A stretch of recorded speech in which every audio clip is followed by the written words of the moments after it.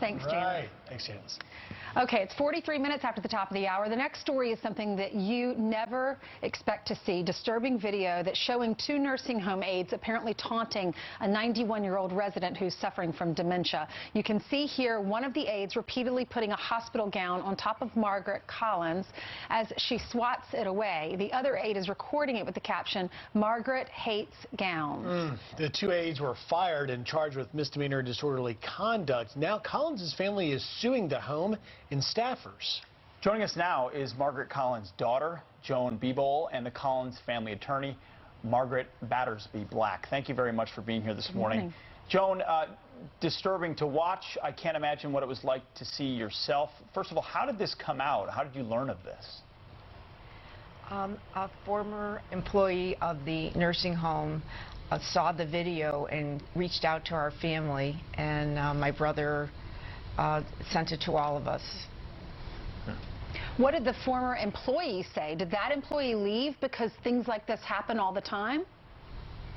I can't speak to that, but she just said that she had worked with my mom and she had loved her so much, and she was just really brokenhearted that somebody would do this to her, and she wanted to let the family know what had happened.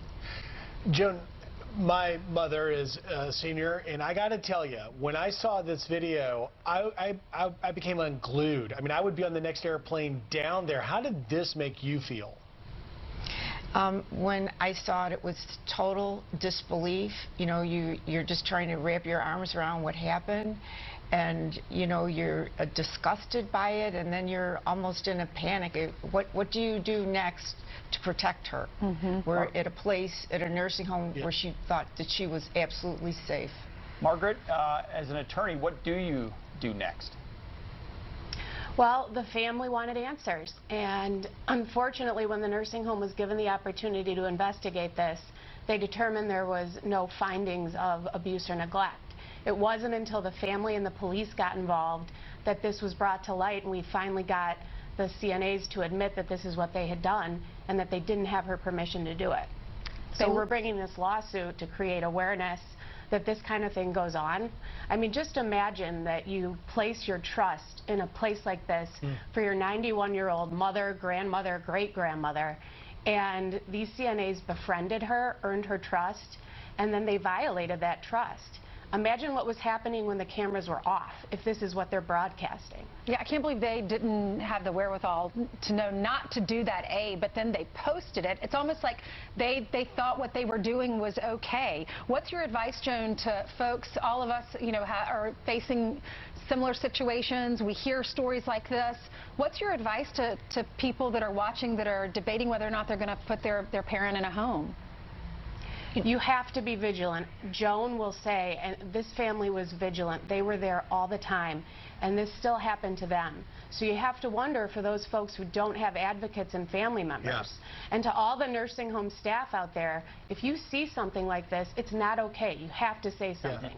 And you have to report this kind of thing. Many states, like Illinois, have mandatory abuse reporting requirements. And if it wasn't for the braveness of this former employee, this family may never have known. Let us show you a statement from Abington of Glenview to one of our Fox affiliates. They say this: the privacy and dignity of our residents are of the utmost concern at the Abington.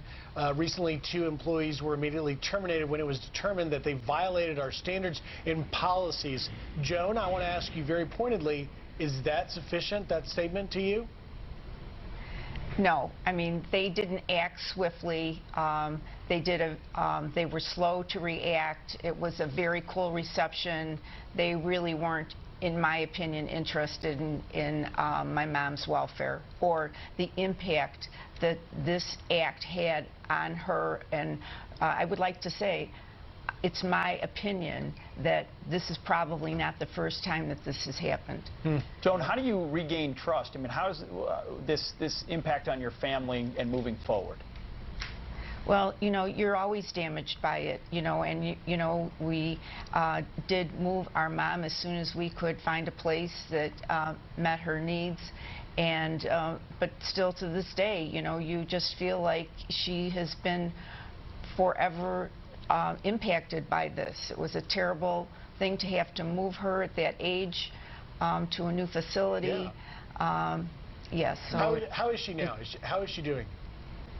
well, you know, she's doing fine, but I do say that, you know, she will be forever impacted by what has happened to her. Joan, I know she has nightmares. She went to the hospital and after this incident, and they tried to put on a hospital gown, and she, you know, went into whole tilt mode over it. So, yeah.